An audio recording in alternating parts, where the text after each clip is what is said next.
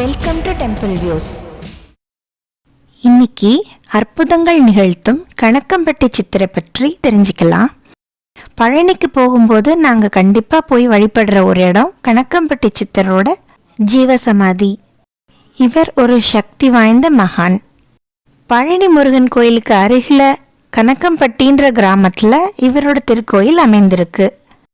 வாழ்ந்த காலத்தில் பல அதிசயங்களை நிகழ்த்தின சக்தி வாய்ந்த மகான் இவர். தீவிரமான முருக பக்தரான இவர் முருகப்பெருமானின் அருளை பரிபூரணமாக பெற்றிருந்ததாக சொல்லப்படுது. கணக்கம்பட்டி அழுக்குமூட்டை சுவாமி சித்தர் சாய்பாபாவோட மறு அவதாரம்னு கருதப்படுறார். இன்னும் சிலர் அவர் சைனாவிலிருந்து வந்ததாகவும் அவர் முகம் சீனக்காரர் போல இருக்குதுன்னும் சொல்றாங்க. இவரை அழுக்கு மூட்டை சித்தர், மூட்டை சித்தர் அப்படின்னு அழைக்கிறாங்க. இவரோட இயற்பெயர் சத்குரு காளிமுத்து பழனிசாமி. கணக்கம்பட்டி மூட்டை சித்தர் பெயரில் தமிழ்நாட்டில் பல்வேறு இடங்களில் அறக்கட்டளைகள் மூலம் தியான நிலையங்கள்லாம் நடத்தப்பட்டு வருது. கோவிலுக்குள்ள நுழையும் போதே வேப்ப மரத்தடியில் இந்த மாதிரி எழுதப்பட்டிருக்கும். நம்ம கவலைகள், கஷ்டங்கள் எது இருந்தாலும், மனபாரங்கள் எது இருந்தாலும் கணக்கம்பட்டி சித்திரை மனசார நினச்சிக்கிட்டு அந்த இடத்துல விட்டுட்டோம்னா அந்த மூட்டையை, அந்த மனபாரங்களை, அந்த கஷ்டங்களை அவரே சுமப்பார். அதுக்கப்புறம் நம்ம அதை பற்றி கவலையே பட வேண்டாம். மிக விரைவிலேயே அதெல்லாம் சரியாயிடும்ன்றது ஐதீகம். அதனால தான் அவரை மூட்டை சுவாமிகள்னு அழைக்கிறாங்க. இவரோட ஜீவசமாதியில் ஒரு நல்ல அதிர்வலையை உணர முடியும். இவர் புனர்பூச நட்சத்திரம் அன்னைக்கு ஜீவசமாதி அடைஞ்சதால அன்னைக்கு போய் அங்கே வழிபடுறது, பௌர்ணமி அமாவாசை தினங்களில் சென்று வழிபடுவது ரொம்ப நல்லது.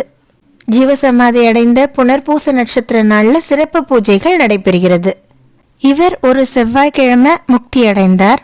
அதன் பிறகு சுமார் 72 மணி நேரம் பொதுமக்கள் பார்வைக்காக வைக்கப்பட்டிருந்தார். ஆயிரக்கணக்கான பேர் அவரை தரிசிக்க குவிஞ்சாங்க. வெளிநாடுகளிலிருந்தும் பல பக்தர்கள் வந்திருந்தாங்களாம். கணக்கம்பட்டி சித்தரோட குரு பூஜை ஒவ்வொரு ஆண்டும் மே மாதம் 30ஆம் தேதி கொண்டாடப்படுது. நிறைய அற்புதங்களை நிகழ்த்தக்கூடியவர் இந்த கணக்கம்பட்டி சித்தர். அவர் வாழும் காலத்திலேயே நிறைய அற்புதங்களை நிகழ்த்தியிருக்கார். அவரது காலத்துக்கு பின்பும் அவரோட பக்தர்களுக்கு நிறைய அற்புதங்களை நிகழ்த்தியிருக்கார். பேச முடியாத சிறுவனை வாய் பேச வைச்சதெல்லாம் குறிப்பிடத்தக்கது. முதல்ல அடிக்கடி பழனி இடும்பன் மலைக்கு அருகில் நடமாடி கொண்டிருப்பாராம். திடீர்னு ஒரு நாள் இடும்பன் மலை அருகே பேச்சு மூச்சு இல்லாமல் கிடந்திருக்கார். அவரை ஆஸ்பத்திரியில் கொண்டு போய் சேர்த்த போது அவர் இறந்துட்டார் அப்படின்னு டாக்டர்கள் அறிவிச்சிட்டாங்க. அன்று மாலையே உயிர் தெழுந்து திரும்பவும் வந்ததாகவும் சொல்லப்படுது. பொதுவாக அவர் பக்தர்களை எப்போதும் திட்டிக்கிட்டே அருள்வாக்கு சொல்வாராம்.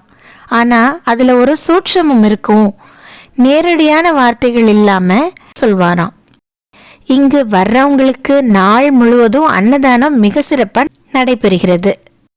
விருப்பம் உள்ளவங்க அரிசி மூட்டைகளை வாங்கி இங்கே கோவிலுக்கு கொடுக்கலாம், அல்லது நன்கொடையா அன்னதானத்துக்கு செலவிடலாம்.